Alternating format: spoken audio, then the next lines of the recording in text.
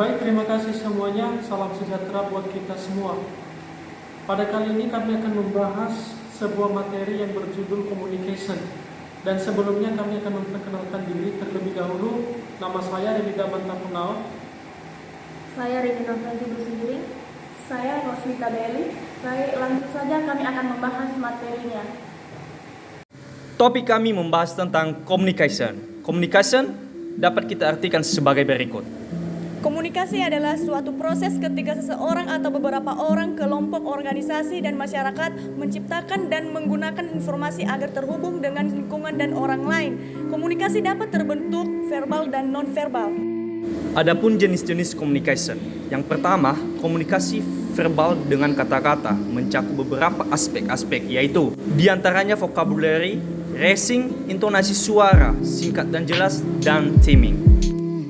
Kemudian yang kedua, komunikasi nonverbal disebut dengan bahasa tubuh, di mana komunikasi nonverbal adalah penyampaian pesan tanpa kata-kata dan komunikasi nonverbal memberikan arti pada komunikasi verbal. Apa sih yang termasuk komunikasi nonverbal itu? Yang termasuk komunikasi nonverbal adalah ekspresi wajah, kontak mata, postur tubuh, sound, dan gerak isyarat.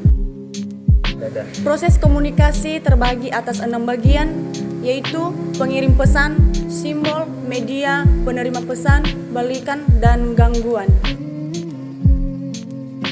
Pengirim pesan adalah orang yang mempunyai ide untuk disampaikan kepada seseorang dengan harapan dapat dipahami oleh orang yang menerima pesan sesuai dengan yang dimaksudnya. Simbol atau isyarat. Di tahap ini, pengirim pesan membuat kode atau simbol sehingga pesannya dapat dipahami oleh orang lain. Media atau penghubung adalah alat untuk menyampaikan pesan seperti TV, radio, surat kabar, papan pengumuman, telepon, dan lainnya. Penerima pesan adalah orang yang dapat memahami pesan dari si pengirim. Balikan adalah isyarat atau tanggapan yang berisi kesan dari penerima pesan dalam bentuk verbal maupun nonverbal. Yang terakhir, gangguan.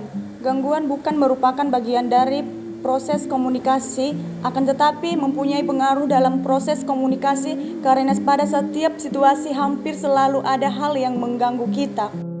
Tujuan dan fungsi komunikasi adalah: tujuan komunikasi, mengubah sikap, to change the attitude, mengubah opini, pendapat, pandangan, to change the opinion, mengubah perilaku, atau bahasa Inggrisnya to change the behavior, mengubah masyarakat, atau to change the society. Fungsi komunikasi adalah menginformasikan, to inform, mendidik, to educate, menghibur, to entertain, memperbarui, to influence. Manfaat komunikasi adalah: yang pertama, menyelesaikan masalah lebih cepat.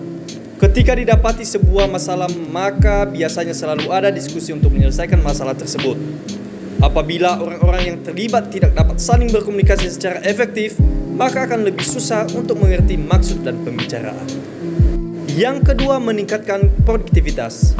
Semakin besar perusahaan, maka semakin kompleks pula struktur organisasinya dan cara komunikasi antar karyawan. Yang ketiga, hubungan kerjasama yang lebih baik. Suatu bisnis akan berkembang lebih cepat apabila terjalin kerjasama dengan pihak lain. Ada 3 media komunikasi. Yang pertama berdasarkan fungsinya, berdasarkan bentuk, berdasarkan jangkauan penyebaran informasi. Berdasarkan fungsinya ada 2. Fungsi produksi, media komunikasi yang berguna untuk menghasilkan informasi, contoh komputer pengolah kata atau word processor. Fungsi reproduksi adalah media komunikasi yang kegunaannya untuk memproduksi ulang dan menggadahkan informasi, contoh audio tapes, recorder, and video tapes.